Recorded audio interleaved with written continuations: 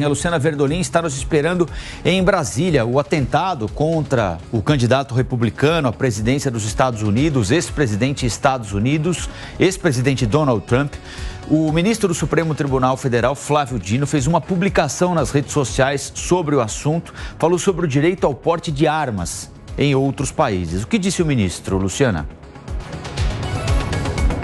Bom dia, Colombo. Olha, Flávio Dino, ele criticou o uso indiscriminado, a liberação indiscriminada de armas de fogo em países. Citou, inclusive, uma decisão que foi tomada aqui pelo Supremo Tribunal Federal. Na época, a relatora era a ex-ministra, já aposentada, Rosa Weber, que defendeu um maior controle na utilização dessas armas. Segundo Flávio Dino, a gente tem, inclusive, o destaque da publicação que ele fez nas redes sociais, o modelo contemporâneo de segurança pública, positivado no texto constitucional e no âmbito do sistema global da ONU, da Organização das Nações Unidas e regional da OEA, da Organização dos Estados Americanos de Proteção dos Direitos Humanos, preconiza o controle rigoroso do acesso da população às armas de fogo, acessórios e munições devido aos efeitos prejudiciais desses produtos sobre a segurança das pessoas, o bem-estar da comunidade, o desenvolvimento social e econômico do Estado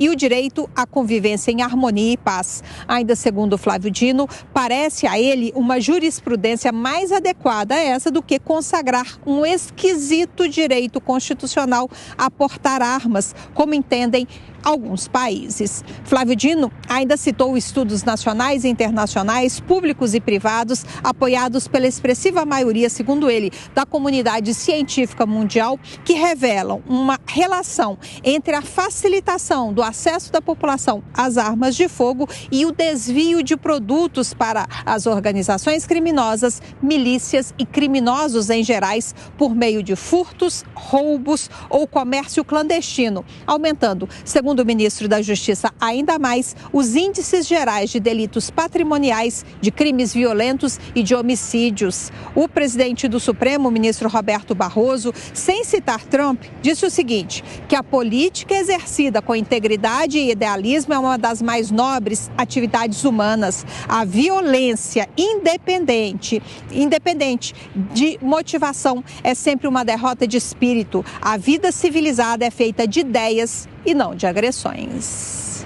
Luciana Verdolim, ao vivo e direto de Brasília. Queria ouvir um pouquinho da Amanda Klein e do Cristiano Beraldo sobre o que disse o ministro da Suprema Corte, ex-ministro da Justiça, Flávio Dino. O assassino ou o homicida estava com um fuzil AR-15 que pertencia ao pai dele, segundo as informações que chegam dos Estados Unidos.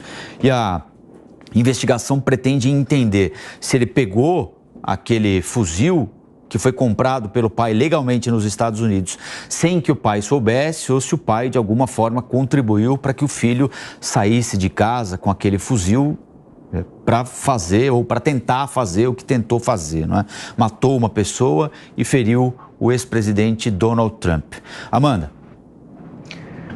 Colombo, os Estados Unidos são uma sociedade armada, né? Sempre foram assim. A sua história, a sua cultura é de uma sociedade armada. É o que os democratas lutam contra, mas o lobby das armas é muito, muito, muito forte no Congresso. Inclusive, essa pessoa, esse criminoso, né, que tentou assassinar Donald Trump e posteriormente foi morto, usava uma camiseta escrito Demolition Ranch, que é um dos principais canais de YouTube ligado a armas, né, de armamento, que tem milhões de inscritos. Então, quer dizer, um fuzil adquirido legalmente, como você mesmo apontou, pelo pai do menino, e se o pai deu ou se o menino teve acesso à arma, o fato é que ela estava ali e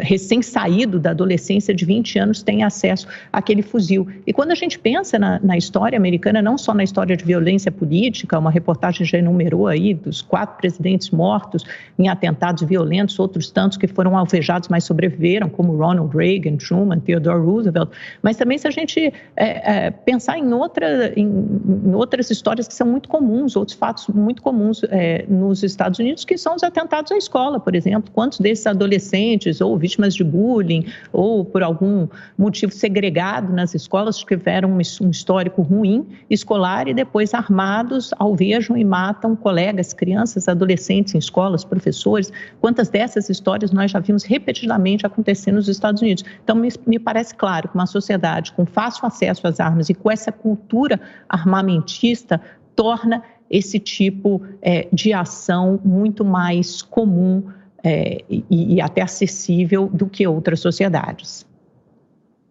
Esse tipo de manifestação, e me parece que é um atentado à inteligência da população brasileira. Nós estamos num país onde morrem mais de 40 mil pessoas assassinadas por ano. Mais de 90% desses homicídios não são esclarecidos. Nós vivemos num país onde pessoas presas em flagrante de cometimento de crime, quase a metade delas vai ser liberada numa audiência de custódia.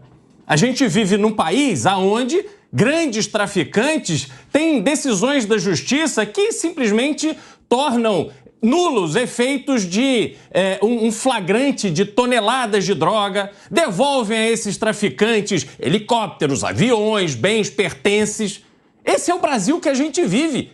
E aí eu tenho que ouvir que a violência se dá pelo fato do cidadão de bem ter uma arma legalizada. Faça-me o favor. O problema do Brasil é essa quantidade de arma que continua entrando em nosso território, onde as autoridades não conseguem conter esse fluxo de armas. Então, por favor, respeitem a inteligência da população brasileira, porque estamos cansados de sermos feitos de bobo.